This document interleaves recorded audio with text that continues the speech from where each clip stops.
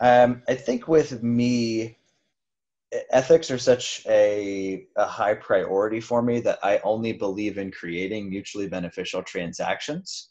So with a lot of our sellers, we'll tell them we're not a good fit. You can get more money here, and a lot of them still choose to go with us. But I think it's I'd rather have mutually beneficial relationships than kind of one-off transactions.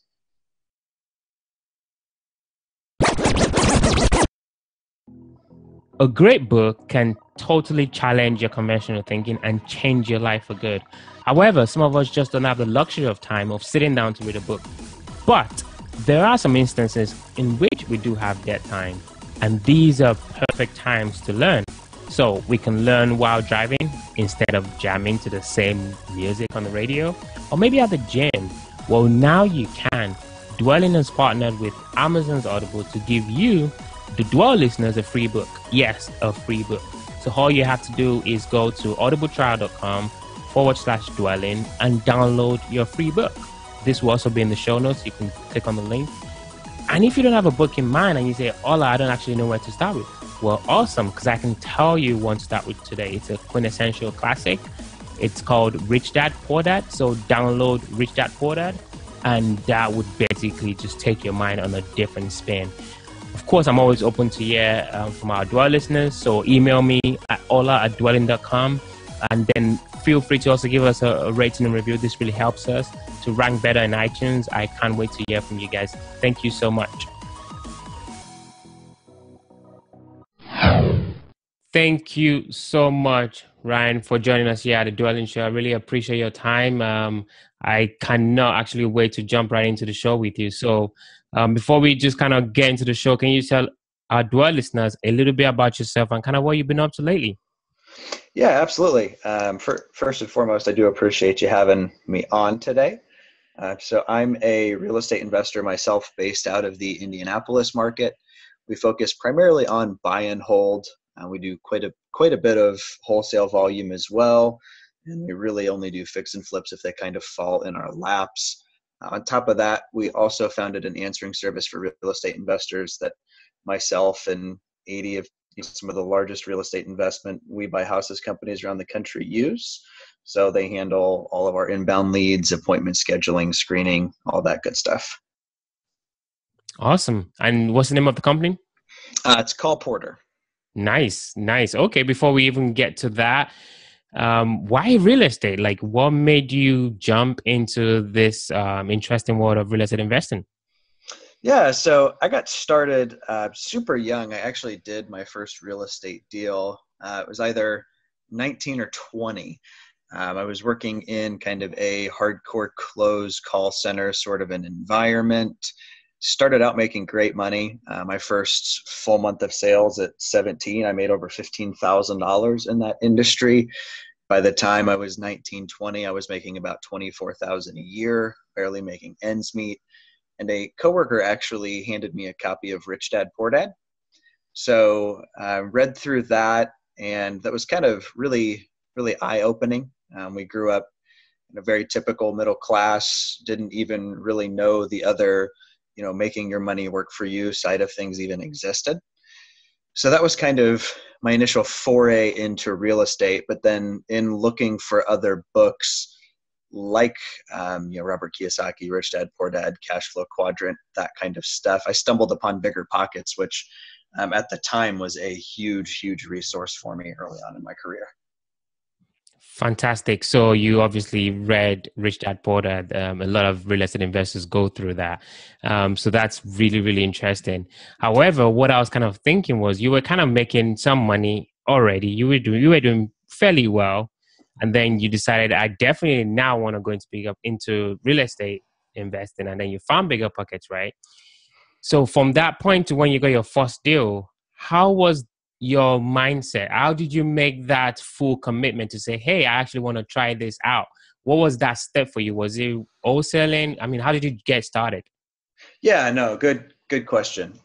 So when I actually started in real estate, commission structures got changed and restructured, and the carrot got harder and harder to hit. So my last year, I don't even think I cleared 24,000. So big difference from where we started out. So I was newly married, things were super tight. What actually got me interested in real estate, uh, even just from the get-go, I'm a car guy. So you look at, okay, how do people afford to daily drive things like Ferraris, Lamborghinis, things of that nature? And real estate is kind of the way most millionaires get there. So that was kind of my initial interest into it. I've never been somebody who had a hard time betting on myself, even if it meant kind of risking everything I had.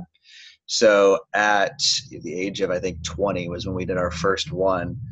Me and another coworker found a guy named Jerry Puckett off of Bigger Pockets who's doing yellow letters. And we ordered, I think it was 2,500 yellow letters, which my cost with our kind of little partnership we made was $1,250, which was the max limit I had available on my credit card. So I tell people all the time, listen to what I say, don't do what I did. So swiped that sucker for $1,250. Actually, didn't even tell my wife at the time. And our first month, we found our first deal. Seller called us, was a property that she had bought for her son. Son left his wife, wouldn't help her pay the taxes or anything on it. Little old lady couldn't afford the utilities, taxes, insurance, all that stuff. It was costing her $700-800 a month just sitting there. So we got it under contract for, I believe it was around $12,000. It was a really weird kind of hodgepodge house. Didn't know any better. Didn't have a buyer's list. Back then everybody said if you have a deal, the buyers will come. So we threw that sucker on Zillow as a for sale by owner, and that weekend had a signed contract for a little over $30,000. So in our first 30 days, we made, it was 10,000 after all the fees and everything. So you can imagine, as somebody who was making 24,000 a year, you make 10,000 off of 3 or 4 hours worth of work, and you start to realize, maybe I'm onto something here. So that was the first deal. That was like an amazing deal, Ryan. Congratulations on that one. Yeah, it was one of those, I'm going to give this a shot. Kind of a Hail Mary play. And it's interesting how many other leaps of faith we've since taken, just in life and in business that have just panned out for us. So, I've never, you have people that are risk averse. I'm probably the opposite. I've been broke before, so that doesn't scare me. So it's panned out extremely well for us. Wow. So if I'm a dual listener listening to you, and I'm like, oh my God, I want to go out there and do what Ryan has done, right? I Sure. want to go out there, get a house and flip it in like 30 days, make like 10 grand. How realistic, from a very, very broad perspective, is that? So I am almost more into the marketing aspect than I am into the real estate side of things. So any way to get deals, I'm actively doing. So from door knockers, cold callers, direct mail, SEO, pay-per-click, Facebook ads. If there's a way to get in front of sellers, bandit signs even, we've done or are doing it. So in your first 30 days, how realistic is it? Is a great question. It's going to come down to either capital or drive. So if you are someone who has, decided you are going to do this, you are going to make it successful. I tell people all the time, there's way less intelligent people than probably your listeners and most people I talk to that are making this work. So we know it works, and we know it's really not that hard. It either takes a lot of drive or a lot of capital. So what I mean by that, if you're somebody who has maybe $100 in spare change you can chuck at this, you're going to have to do some things that are time intensive. You're going to have to put in that sweat equity to get your first deal. So that could be combing Craigslist, that could be calling for sale by owners, could be driving for dollars, handwriting letters, sending them out. If you're somebody who has a few $1,000s and you're going to do a direct mail campaign, I wouldn't recommend absentee. If you have a very limited budget, I'd recommend getting, the most niche lists you can pull together, things like driving for dollars, public records, code enforcement, people that obviously have some motivation. From all of the folks we work with all around the country, I've seen the national average depending on the markets, anywhere from about 2,500 letters to 5,000 pieces. There's outliers on both sides for how many letters you need to send to get a deal. But so I would say it's definitely doable. I think 60 to 90 days is a much, much more realistic time frame. But it's really going to come down to either are you willing to sink the capital costs into doing it, or are you going to put in the sweat equity to do it? The neat thing with real estate in general, because you're dealing with just such high dollar, it's such a high dollar item, right? You're not trying to flip cell phones on eBay to make, $50 a phone. Depending on your financial status, where you're at, one deal that you make $3,000 to $5,000 on could be life changing. And we've had single deals that have been 10 times that. So I hope that answers your question. It does, perfectly does. So you either need that capital or if you have the drive. So just a quick question before we go to the next one is, sure. So you talked about you've tried, Craigslist, Facebook marketing, SEO. Basically, marketing is your thing, right? So Yep. From your experience, what would you say has worked well for you guys? If it's like, yellow letters, like what in terms of like reaching out to, to sellers, what has worked well for you guys? So I would say our most consistent lead source by far is direct mail. It's the most predictable. It's the most repeatable. It's the most proven. It's honestly the most effective in my book, but it's not the cheapest. Second to that, I have the #1 ranking We Buy Houses site in our market. So that brings me a minimum of a deal or two a month at this point that isn't, effectively really costing me any ongoing marketing costs. And then third to that, I would say, is probably cold calling. Cold calling is nice because it's immediate. You can start on a Monday and have people you're meeting with that weekend. So, some of the others, yeah, they work, bandit signs, Facebook ads. The problem is just they're not necessarily consistent unless you're putting out, dozens or hundreds of signs a week or spending, hundreds or thousands of dollars a month on Facebook ads. So I would say, if you're getting started, I think cold calling has the potential to be the fastest, but you've also got to have thick skin. I can imagine. And then you also have to like go through a variety of skip tracing approaches to get those people's numbers. And in some states it's also considered illegal, so there's a lot of like really gray area, I guess. Is that accurate? Yeah. So it does depend on the state. Fortunately for me here in Indiana, real estate brokers, there's actually an exemption to the do not call list. So I don't really have to worry about that here in my market. What we've heard from speaking with attorneys about telemarketing in other markets is you're not technically offering a good or a service.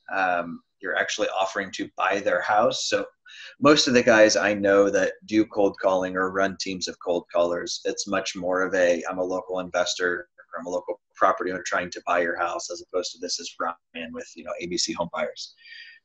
But it's just like bandit signs, right? In some counties they're fine, and others they're not, and some you're going to get fined, and others you're not. So it is definitely a gray area. And if one of your listeners is looking into it, I definitely do their own research and draw their own conclusions. Makes sense. So you're like killing it in marketing. You were doing pretty well. You like you said, you get an average of 1 to 2 deals a month right now. So you were doing well doing that, but then you started buying real estate, like actually buying whole deals. How did that come about? So actually, not to go back, we actually do quite a bit more volume than that. So in 2017, I did 74 wholesale deals, all without taking a single phone call. Called Porter, fielded all the calls, booked all the appointments, handled that whole side of things for us. I want to say as of right now, this year, we've gone under contract on 27 or 28 properties, not counting any of my rentals. But what made the change for us to go from kind of sourcing and selling the deals to getting more into the buy and hold I'm not really a fan of fix and flip. It's a lot of work, and there's just so much that can go wrong. We had a beautiful home we did about a year and a half ago now, and the sellers that we got an offer from hit us with a 20-page inspection response, and this was after a $200,000 remodel. And it was like just super nitpicky. None of it even mattered. It ended up costing us like an extra $20,000. So I've had those flips. I've had the flips where like in and out in under 90 days, $35,000 payday, inspection response less than $1,000. Great deal. But what made me go from focusing more on wholesaling to the buy and hold is the whole reason I got into real estate in the first place is passive income. Ultimately, while real estate is important to me, it's not the end all be all for me. I believe it's kind of a means to the next step. So our goal is to get to the point where we own kind of a few hundred doors and kind of reassess. So we actually have a partner we work with. So it's a really neat setup for me.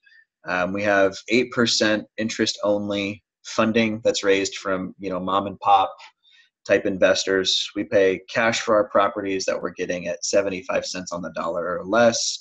We remodel them and then refinance out into bank money, kind of the whole bird deal, and then roll to the next. So just in the past 6 months, we've closed on 12 units, and we probably have another 1 or 2 that we'll be closing on here before the end of this month. So we're actually trying to get to 50 buy and hold doors by December of this year. Wow, that's a lot to go, but I'm sure you can eat that no problem, especially with the, call porter and just kind of your marketing activities. So that's awesome.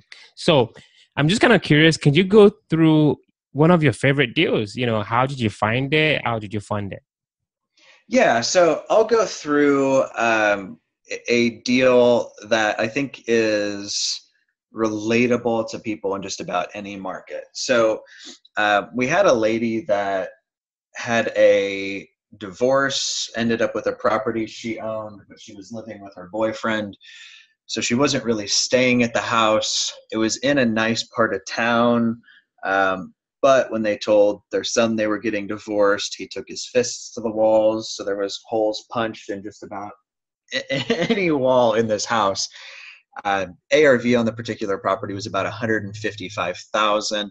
I'm reading through the notes of when she actually found our website and called into the call porter staff, and she said she found us online, 3-bed, 2.5 bath with a loft.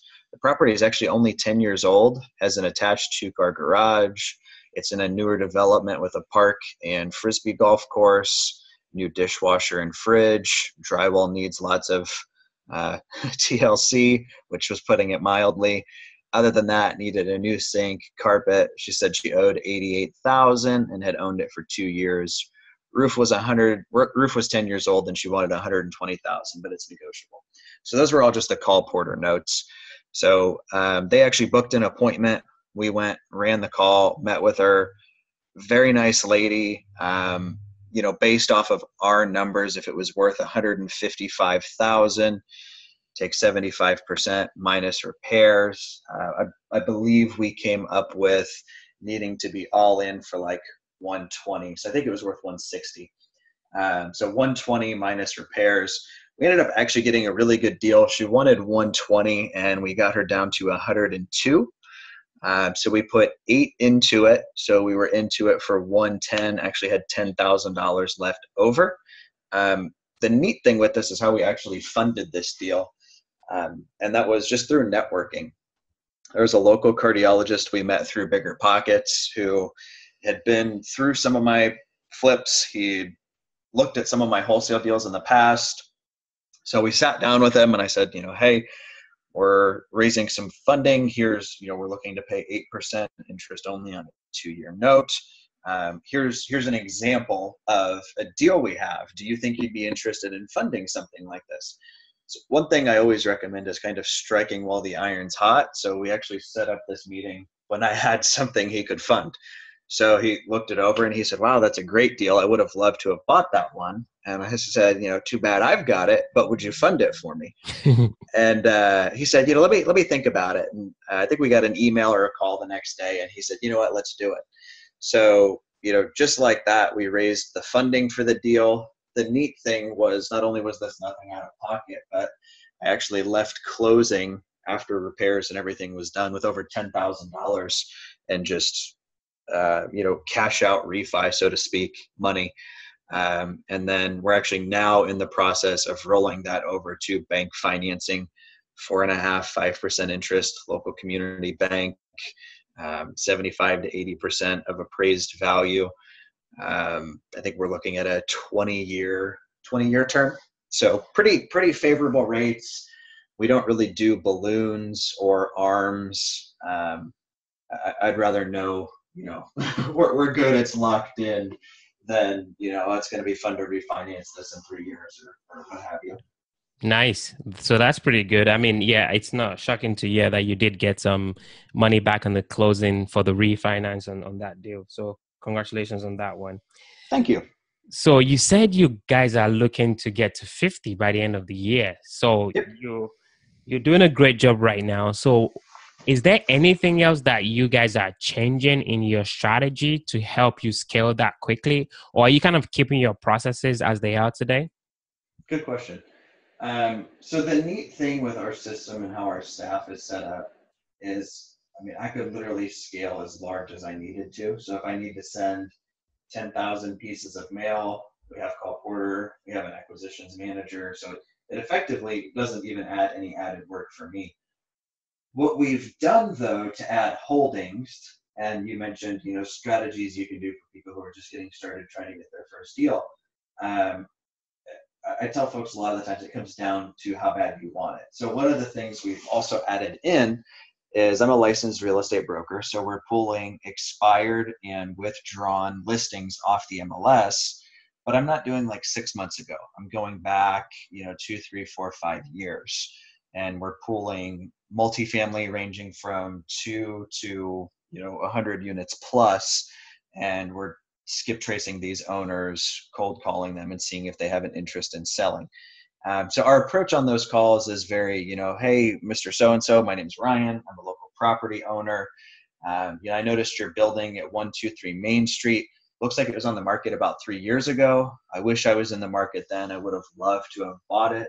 Are you still interested in selling? And just kind of taking the conversation from there. So I say our goal is to get to 50 doors by the end of the year. If I'm being totally transparent, we're in talks with some smaller multifamilies. We've got an 8-unit, a 14-unit, a 20-unit, a 10-unit, a few other 4 families, a few triplexes. I think altogether we've got about 60 doors that we're currently actively following up with on a monthly basis. Wow! So you're basically almost there. So yeah, a few of those pan out and we're there, but we're also continuing to add in just these great kind of A-class holds like that deal I walked through, where, they're 2005 or newer, 3 beds, 2.5 baths, attached 2-car garage, and, great school districts and family neighborhoods. So we're still adding those in as well. But yeah, we are actively looking at and working on several smaller, they're small multifamilies, but only, one of those 10 units pans out and we've almost doubled our holding size on, one closing. Awesome. So you've got that going. That's fantastic. You were doing pretty well with your real estate investing activities. Mm-hmm. And then you go start up another company and giving yourself more work. Why did you start Call That's a good question. So we've actually ran Call Porter now for about 2 years. And it's, I think, one of the big reasons I was able to scale and do so many deals. But we actually had no interest, no plan, no thought on launching any sort of business or service, even in this industry, But my background was kind of these hardcore one call close, Wolf of Wall Street style call rooms. So we have so many people we know that are the best of the best when it comes to these sorts of handling these sorts of leads, dealing with the angry take me off the lists. So I actually hired one gal to start just to work for me, just to handle my calls so I didn't have to do it. I'm not detail oriented, so I'm not detail oriented, and I get a little bit of phone anxiety. So my phone would ring, and I'd be like, that looks like an angry number. So, I was trying to, like, a lot of people back then recommended, hey, let everything go to voicemail, which there's still people who preach that today. So what I noticed is I couldn't even keep voicemail straight. I'd call some lady, she'd tell me where to go stick it and never to call her again. I'd think I moved down the list, and I'd call her right back.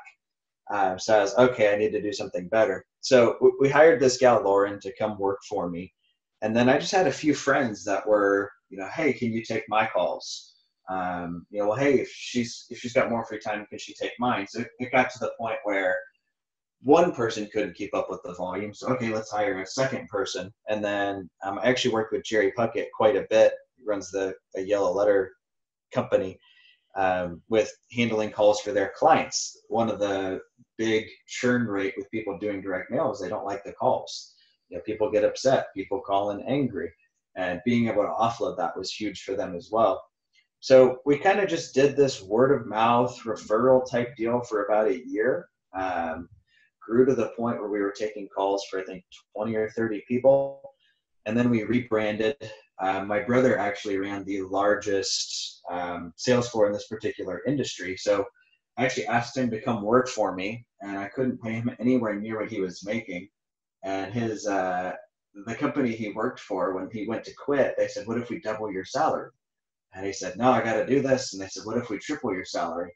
At that point, if I were him, I would have taken it.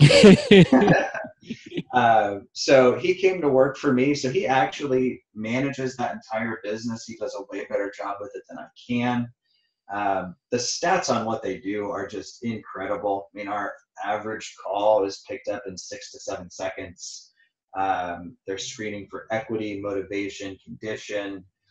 Somebody calls in and the asking price is nuts. They'll kind of kick the person in the teeth a little bit. And hey, houses in your neighborhood aren't selling for that much. Do you have more than one home on the parcel, or how did you get to that price? I mean, they do a lot of that kind of initial fielding and weeding out of calls, and then they'll actually book appointments for our acquisition managers just to go run them. So it's worked extremely well for us and for our clients all across the country. So that's kind of the story there. It was just kind of born out of necessity. I mean, we tried, virtual assistants from the Philippines. We tried the large call center everybody else recommends. And, right. The billing wasn't predictable. We had long hold times. So we kind of tried everything else and then said, all right, look, we know people who are good at this. They're not cheap by any means, but let's hire one and see how it goes. And then it's blown up from there. Wow. I was actually talking to Justin today, and of the actual investors that we end up on a call with, explaining the service, quoting, pricing, all that kind of stuff, we have, something north of 80% of folks sign up with us. So obviously we're meeting a need. That is fantastic. And congratulations again on that, because I'm on your website and it's just incredible. I can see what you guys are doing. This is a great job. So congratulations on that. I appreciate that. So I wish we had more time, but we definitely dwelling into the quick round. So these are going to be like quick questions and quick answers. You ready? Yes, I'm ready. Okay. So first question, what makes you, Ryan, unique? What is that differentiating factor that separates you from the next guy or the next girl? I think with me, ethics are such a high priority for me that I only believe in creating mutually beneficial transactions. So with a lot of our sellers, we'll tell them we're not a good fit. You can get more money here. And a lot of them still choose to go with us. But I think it's, I'd rather have mutually beneficial relationships than kind of one-off transactions. I love that. That's a good one. That's a really good one. Second question. what was the last book that you read, and what was the one thing that you picked up from that book?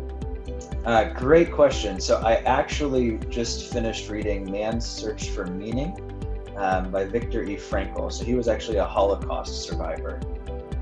The first half of he's that, but he's also a psychologist, which is what my wife's getting her doctorate in. So it's really interesting there. But he talks about camp life for about the first half of the book, and it's as horrible as we all know it to be. But then he talks about at the end the people who survived and even flourished after, and what that was.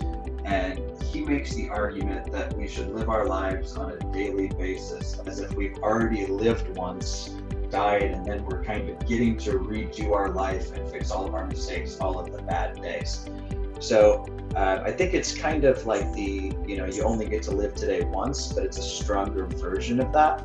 That for me has been, pretty convicting. If you have a day where, you're kind of slacking off, or I've checked my email, 3,000 times.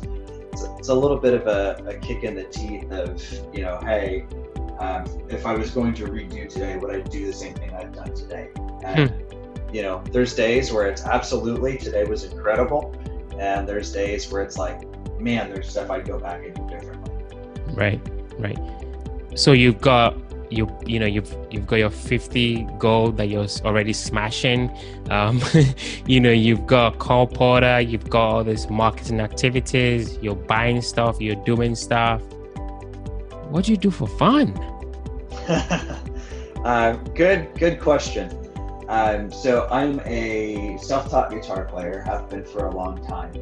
So that's kind of a small, solo hobby I used to play out, not so much anymore. I'm a big believer in being healthy, so we spend quite a bit of time in the gym and training. But I'd say the big thing I do for fun, my wife and I are big travelers. So we've already been to Budapest and Vienna this year. I've been to Los Angeles this year. I've been to Denver. I'm headed to Funchal, which is in Portugal, end of May. We've got Hawaii booked for 2 weeks in August. And then I'm also looking at going to Medellin, Colombia, South America with some friends here in the fall. So I like to travel. Fantastic. I love it. Same here. We're having travelers, myself and my wife and now my baby. Yeah. So I can totally relate. So if I'm a dual listener listening to this, I'm like, oh my goodness, I love this Ryan guy. I like what he's saying. I want to get connected to him, or I want to use this call porter service that he's talking about. How can people connect with you, and how can people connect with Call Porter? Good question. So Call Porter, they can just go to our site, it's callporter.com, and fill out the contact form. If they're interested in reaching out with me, I can be found on Facebook. I think my Facebook users, facebook.com/ryan.i.dossey, Dossey.